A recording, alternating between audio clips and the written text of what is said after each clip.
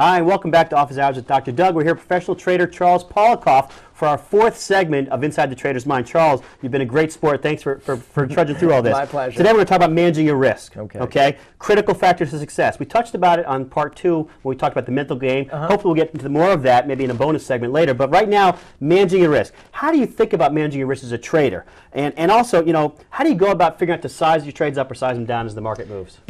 Before I even address that, I want to kind of take a step back. Okay. And this really pertains to anybody, whether your time horizon is a short-term horizon, a medium-term horizon, or you're an investor. But it's being a student of the market. Okay? And it's about understanding what's working and what hasn't been working. Right. And trying to figure out, the market is this complex adaptive environment, right? But there are these patterns that happen time and time again. So being aware of what's going on and learning from what you've witnessed or seen or experienced and using that. I've always recommended, and you and I have discussed this off camera, about keeping a journal.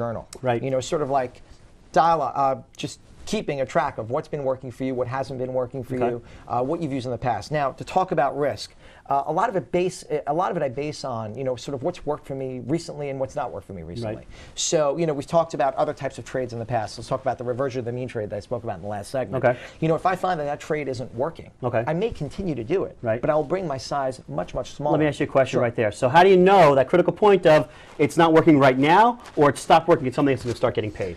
A lot of it has to do with, I hate to use a gambling analogy because I don't believe that trading or investing is gambling, but if you've ever sat down at a blackjack table and you can do no wrong, you'll sort of continue to press your bet. Right.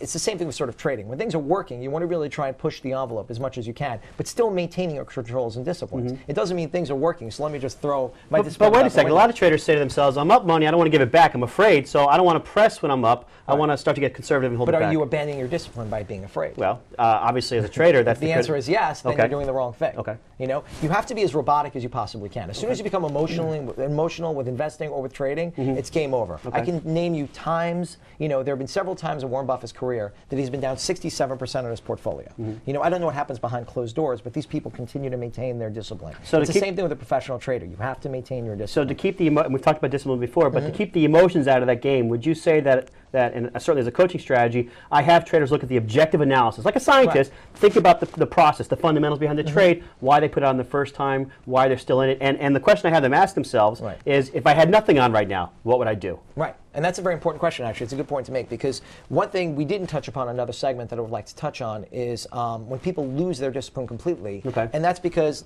let's say they had an idea and they didn't pull the trigger because they were afraid. Right. Okay. So now the idea passes them by. So now these people are, they start dealing with emotions of frustration, regret, anger, fear of missing out, whatever it is. So now they start participating. They start getting involved in positions or putting on positions they normally would never want to put on before. Next thing you know, they're losing money in these positionings, they're doubling down, and it just creates this cascade of negative events that really results in a good deal of money lost. Charles, I've known you for a long time. Thanks so much for doing these segments for us. My pleasure. We'll see if hope we can get a bonus segment. We'll talk about more of the mental game if possible. I'm not sure if we'll be able to do that. Thank you all for joining Office Hours with Dr. Doug with professional trader Charles Poliacof. 12 years of experience, has been managing $10 to $20 million, consistent returns, one of the top traders on the street. Any questions or comments, please feel free to go to my website, dr.doug.com, and we'll see you next time.